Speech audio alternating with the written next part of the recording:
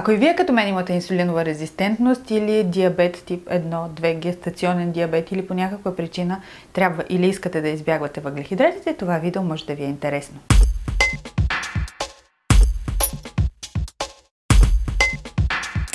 Здравейте, аз съм Зорница, а това е Глюканал за всичко полезно, практично и изпробвано и днес си говорим за ниско и много ниско въглехидратно продукти, накратко кето, въпреки че кето като продукт не може да има, защото кетогенната диета се базира на състояние на организма, в което тялото влиза в хранителна кетоза, когато са консумирани много малко въглехидрати, умерено количество протеини и голямо количество мазнини. Повече информация за кетогенната диета ще оставя във видеа в линкове в описанието. Аз спазвах повече от 3 години и половина такава диета, прекратих я, но инсулиновата ми резистентност си е с мен. След като спрях кетогенната диета, напълнях с много, бях 54 кг, стигнах до 68 в определен етап, това са 14 кг отгоре. И за да не скача кръвната ми захар, рекордът ми там е 15,6, 5 часа след хранене и беше само от стрес.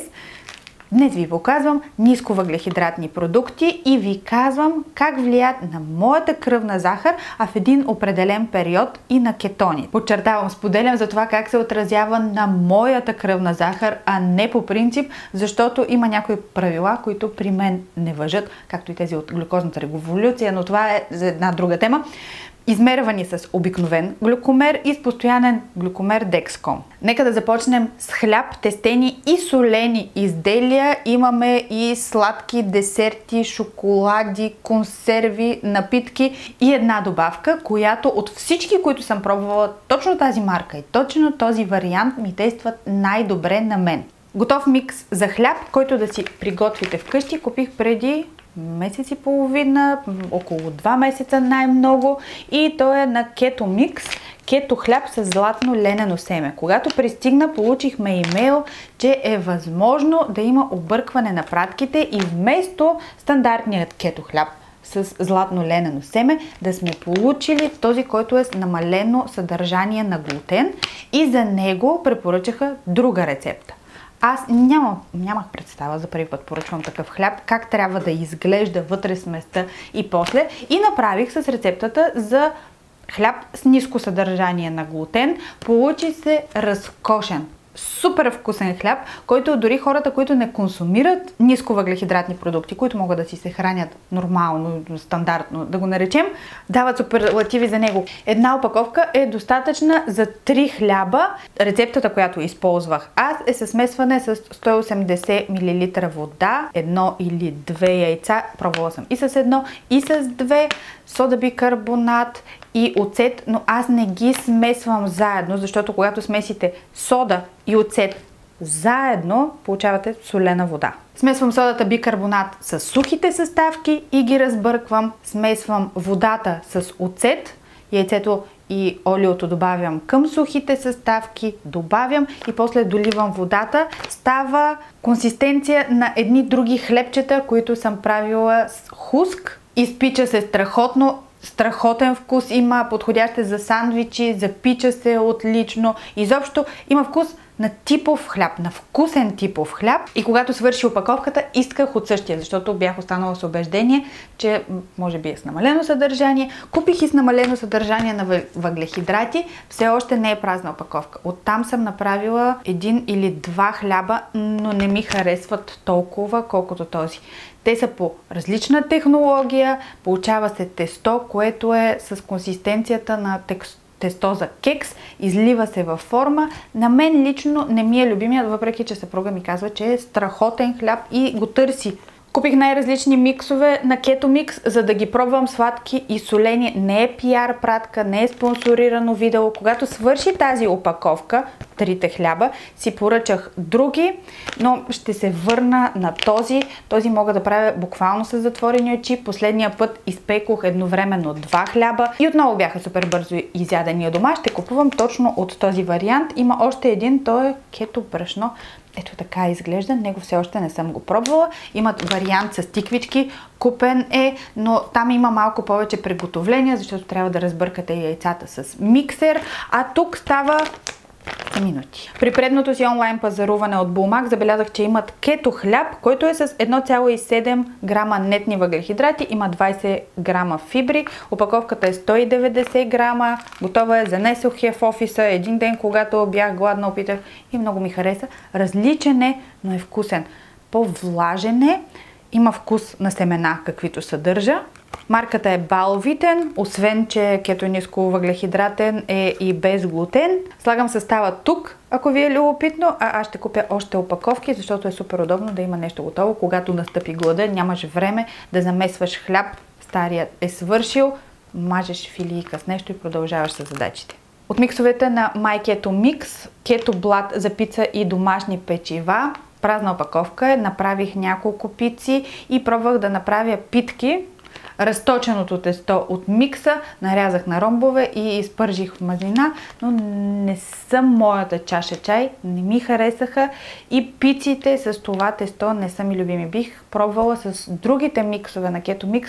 Тук за мен има някакъв дъх, който още когато отворих опаковката ми се стори непознат. Не можех да оприлича на какво мирише. Когато дълго време сте използвали, например, хуск, знаете, че мирише на хуск, знаете, сода бикарбонат мирише по определен начин в хляб.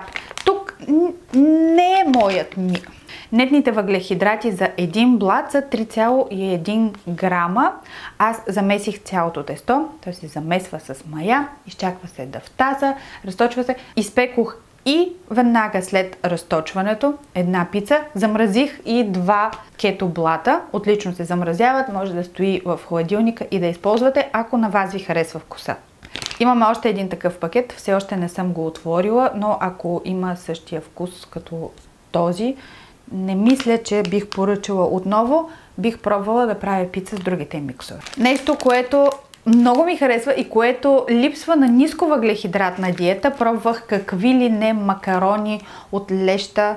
Не съм сигурна дали от нахуд съм яла или ще си съчиня в момента. От царевица. Тези са от устойчиво нишесте тапиока, чист глутенов протеин, растителни фибри, овесени бамбукови, кокосово масло, ароматизанти за една порция от 80 грама в сурово състояние. Съдържа 2 грама въглехидрати без соса. Малко по-различни са, средно по-различни са, не са много по-различни, защото напомнят на паста, по-жилави са, приличат на, може би ако сте яли от Елда. Иначе не качват кръвната ми захар със сигурност, тествано с 3 опаковки до момента, на фетучини, на фусили, не качват и хлябовете. Кето блата за пица, мисля, че не обърнах внимание. Не знам в какво временно умопомрачение съм поръчвала от iHerb, когато съм купила тези норигами с соев протеин, яйце и соев протеин, защото не са лоши. Но когато после видях цената им, се питат, мемето, ми има. Заслужават ли си тези тънки кори цената? За първи път, може би да, за да ги опитате и да знаете на какво имат вкус. Иначе не съм пробвала да правя баница с тях, но пък пробвах да ги запека и се стопиха. Така че не съм сигурна какво ще се случи с баница, но купих 2 различни варианта. Едните с ленено семе, флаксид, и другите бяха с лют пипер, който прекалили са. Започват да ми текат очите и да се изпотяват по горната част на клепача, толкова ми е люто и не усещам абсолютно никакъв друг вкус. Пробвах да ги изчегъртам с пръст отгоре, но лютите не са за мен. Тук дали съм запазила някой? Не, от тези не съм, но ето така изглеждат. Не са нещо вау, не са нещо без което не можете, не са нещо, на което ще запомните вкуса и ще се опитате да го възпроизведете, но когато сте гладни и искате да имитирате дори суши, е подходящо да бъде приготвено с такива кори, са окей. Крекери с бадемово брашно с вкус на чедър съдържат 2 грама въглехидрати нетни за порция. Порцията е 15 крекера, които са 30 грама. На мен лично не ми бяха вау. Купих 2 опаковки. Едните, пътувахме, бяха в раницата, не разопаковани. Старах се да съм внимателна с нея, но пристигнаха на сол на местоназначението ни и можеха да се ядат с лъжица. Втората опаковка останаха цели у дома и хапнах, но не са нищо особено, за да ги поръчвам и да ги чакам от щатите. Не са и нищо толкова вкусно, че да ви остави хубаво чувство, спокойно, в което сте се нахранили и животът е хубав. Опитах и мунчис, о май гуда, или гауда, както я произнасяме тук, които за 30 грама има 180 калории, въглехидратите са 1 грам, сиренца. Разбухнати сиренца, които не съм правила до сега такива от обикновен кашкавал или моцарела, получават се различни, но и тук не ме впечатлява нищо толкова, че да ми се дояде някоя нощ, така да се събуди от съня си и да каже, ей как ми се ядат мунчис с гауда.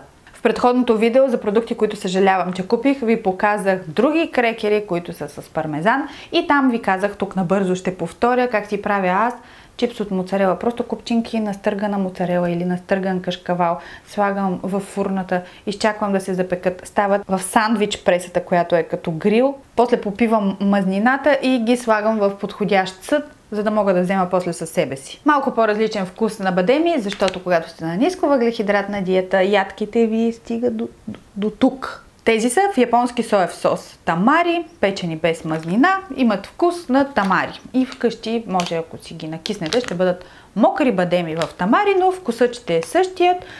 Не е нищо уау, но изядахме с удоволствие. Консерви, които си купувам и оставям в чекмеджето в офиса за гладни минути, когато няма време да се мисли, да се поръчва, да се чака.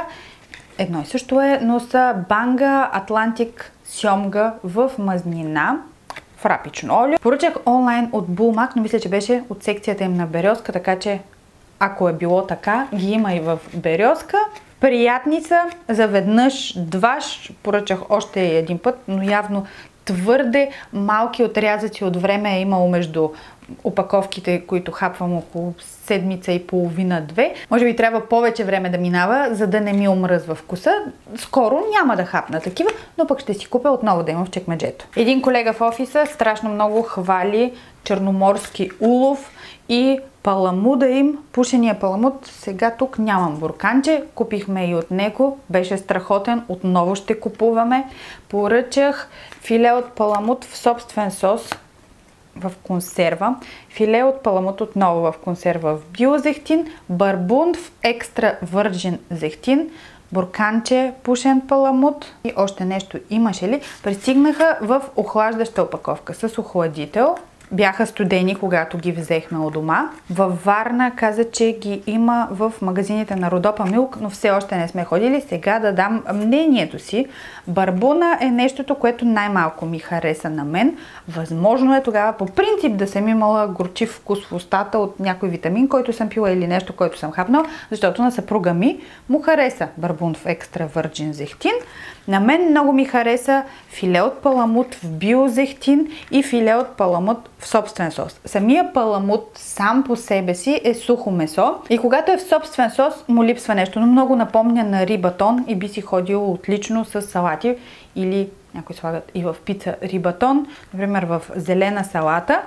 Този е в биозехтин по същия начин. Сайта им е страхотен, дизайна им е страхотен, обслужването им е страхотно, продуктите с високо качество и много вкусни. Ще поръчваме отново или ще ги потърсим в магазини около нас. Продължаваме с напитки без въглехидрати и първо тази QL колагенова вода без захар с вкусна зелена ябълка, съдържа 5 грама колаген, витамин B12, магнезий и цинк. Имат и различни вкусове, които имат различни витамини. Споделих ви за тях в Instagram Stories. Бях ги намерила в една бензиностанция, когато бях командировка. Въглехидратите са под 0,5 за 100 мл.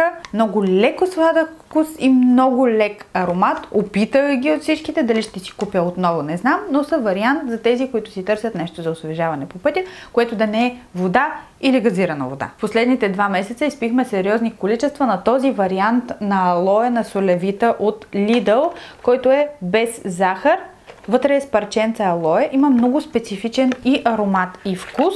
Не помня дали ми повишаваше кръвната захар, по-скоро не, защото щях да обърна внимание. Тези със сигурност не ми повишават кръвната захар. Дори в един момент, когато отново за кратко бях в кетоза, имах чувство, че задълбочават кетозата. Правите по-дълбока кетоза, която когато сте на кетогенна диета е хубаво нещо. Разбира се, може да е било само съвпадение и аз не само с тях, но и с всички други неща влизам в един период, в който обичам и ям само това. Мога да го ям с седмици. Мога всеки ден в продължение на 2-3 седмици да ям едно и също без да ми омръзне, след което по време на хранене, на някоя от хапките усещам, че повече не искам да го виждам. Въглехидрати 0,3 на 100 мл, от които захари 0. Ще минат месеци, отново ще вляза в някаква серия, но за сега слагам на пауза. Тази фанта без захар ме предаде. Мислех си, че не ми вдига кръвната захар. Има много малко въглехидрати. Има на 250 мл на цяла чаша, има 1 грам захари, което прави на цялата опаковка 2 грама захари. Съдържа вода, сок от портокал от концентрат 4%, въглероден диоксид и подсладителите са натриев цикламат, ацетил сулфам К, сукралоза. Не знам кой от тях. Тук има ли сукралоза? Тук няма сукралоза. Значи току-що заподозрях сукралозата. А тук има ли в тези бомбони, които ще ви покажа след малко? Не, тук има изомалт. Но да речем, че може би е сукралозата, защото не ми вдига кръвната захар, задълбочава кетоза. Вдига ми кръвната захар и ме вади от кетоза. Иначе е вкусна. Не бях пила фанта от години и се върнах за кратко на нея, за няколко опаковки, но не е моя. По същия начин в TikTok ви споделих преди време, че кола без захар също по някаква причина ми вдига кръвната захар. Може да е заради кофеина, но в фантата няма кофеин. Преминаваме към десерти и нека да преминем към нещо, което е неприлично вкусно. Не знам защо е толкова вкусно. Аз се ограничавам. Слагам си буквално една чайна лъжичка в скир или в гръцко кисело мляко, това, което е 10% в Lidl. Веган какао лешников крем на Пепе без захар повече ми харесва от нутела. Аз не съм най-големия фен на нутела, но със сигурност повече ми харесва от нутела. Децата обичат вкуса на нутела и на лешници, съпруга ми обича, но харесват това повече от нея. Съдържа лешников тахан 30%, еритритол, растителни масла от шии, слънчоглед, растителни фибри, 6% какао, кокосово брашно, слънчогледов лецитин, стевия, ванилия и си замина на палачинки. Искам да усетите през камерата колко хубаво мирише. Страхотен е, ще купуваме отново, препоръчвам с 2 ръце да опитате. Дали ми вдига кръвната захар? Не знам. Не знам. Тук не съм подготвена. Следващия път с глюкомер. Нещо, което за съжаление ми вдига кръвната захар. На същата командировка, на която купих водичките с аромат, купих и 4 различни вкуса на тези бомбони Zero, които са с 0% захар, с подсладители от стевия и си взех вариант с кафе, с евкалипт, с лимон и с карамел. Тофи. Запазих тези, за да ги покажа в видео и да споделя. Малко са се захаросали. Децата много ги харесват, което е хубаво, защото не им даваме да смучат бомбони с захар. Зъбите им са изключително уязвими и от една близалка с захар, един бомбон с захар и сме с час при стоматолог за нова пломба, защото нямат захар. Със сигурност нямаме такива случки с такива бомбони, но искаше ми се да имам нещо за десерт. Едно бомбонче след като хапна, което да не ми вдига кръвната захар и не е това за мен. Купих им от iHerb Zoli Bowl Pops. Отново без захар. Много им харесаха и поръчахме Zoli Pops. Тези бяха под формата на сфера. Тези са плоски близалки с различни вкусове. Аз хапнах една. Поразнала съм вече и не обичам близалки, но на тях много им харесват и имат по една на ден. Подсладителя е еритритол. От България сме купували и поръчвали други. Тези имат и в SoFarmacy на касите, обикновено имат и без захар, както и Орофар без захар, когато ги болят гърлата. Десерт, който купих за мен, който една опаковка, цялата, съдържа 40 грама въглехидрати, от които 6 фибри, което вадите от общите въглехидрати, фибрите и получавате нетните въглехидрати. Получават се 34, но захарта за цялата опаковка е 3 грама. На мен ароматът страшно много ми хареса. Първоначално просто отворих опаковката, отрязах и стоя до мен на бюрото ми, за да ароматизира цялата стая. Много ми харесват. Много са кисели. От изомалто олигозахариди с фибри от цикория, вода, модифицирано нишесте от картофи и така нататък. Заповядайте състава. Има ги в iHerb. Този път сладки миксове от My Keto Mix. Класически корабийки, домашни кето сладки. Аз ви ги показах Instagram, направейки и им сложих по една орехова ядка отгоре. Ароматът е на кардамон, много силен, на мен много ми харесва. Няма човек, който да ги е опитал и да е останал равнодушен, да е казал: добре, сладки. Всички казват: какво е това? Домашни сладки, на какво имат вкус? Много са хубави. Включително пътувахме с чужденци по време на командировката ни и те искаха да знаят повече и следващия път отново да направя. Страхотни, купих отново ще се пекат у дома. Мъфини с боровинки и лимонови корички. Съпругът ми много ги хареса, занесох ги в офиса, много се харесаха там. На мен този вариант не ми беше най-вкусния. Купих и с малини и с ягоди. Още не съм пробвала тях, но много лесно се пекат. Просто добавяте 4 яйца, 50 грама разтопено масло или кисело мляко. Аз добавих кисело мляко вместо масло. Разбъркват се, наливате по формичките, изпичате. Готово. И двете са проверени, при мен не вдигат кръвната захар. Преди да преминем към добавката, 2 десерта тук съм купувала. Дори не съм сигурна, че са всички опаковки, които сме хапнали. И това са Choc Zero Peanut Butter Cups. Десертчета вътре са с фъстъчен крем, но без да имат този, на руски се казва приторен, твърде сладък към горчив вкус. Тук запалих една, за да ви я покажа. Индивидуално опаковани са. Ето как изглеждат. Едната тежи 15 грама, има 70 калории, 8,5 грама въглехидрати, от които 7 са фибри, няма добавени захари, но за съжаление, за мое огромно съжаление, качват кръвната ми захар и ме вадят от кетоза и за радост на съпруга ми, защото той страшно много ги обича с чай. Кето Орео. Ето вертикални, хоризонтални. Каталина Крънч. Кето френдли, наистина са кето Орео, сега у мен нямам нито една. 2 бисквитки са 90 калории, общи въглехидрати 12 грама, от които 3 грама фибри, значи стават 9, от които алулозата е подсладител 4 грама. Алулозата, имам и алулоза. Все още не е празна опаковка. Вправя си бяло фрапе с нея. Харесва ми. Но като ефект върху стомашно-чревния ми тракт, да речем, че е сходна с малтитола. Започва едно къркорене, едни шумове. Тук, когато започнах да ги ям, исках да тествам всичко. Изядах 8, една след друга. Не качиха кръвната ми захар. Не ме извадиха от кетоза. По някаква причина, с следващи опаковки, влияят на кръвната ми захар и ме вадят от кетоза, затова няма да поръчвам отново. Но това, че така действат при мен, не значи, че действат при останалите, а и при мен не бяха от началото. И добавката е Берберин комплекс на Nutraceuticals. Обелих малко опаковката, защото залепна. Бяха ми изпратили като пиар пратка преди повече от година, може и 2 години да са били. Изпих я и ми действаше страхотно. Буквално за минути виждам с постоянния глюкомер как ми слиза, спада надолу кръвната захар и се нормализира. Или ако консумирам храни, които са с повече въглехидрати, се вдига, но не се вдига до максимума си. Не прави пик, а прави едно плато, което се задържа и после се нормализира. Когато свърши, я търсих да я поръчам, но я нямаше в сайта им и започнах да купувам различни берберини. В момента съм с този. В момента бях преди отново да се върна. Не ми действа, дори не съм довършила. Има добавка Diavax, която бях намерила в аптеката. Купих за проба, действаше ми отлично, докато самите капсули, когато отворите, бяха жълти. После ги промениха и станаха кафяви. Кафявите капсули не ми действат, спряхме да купуваме.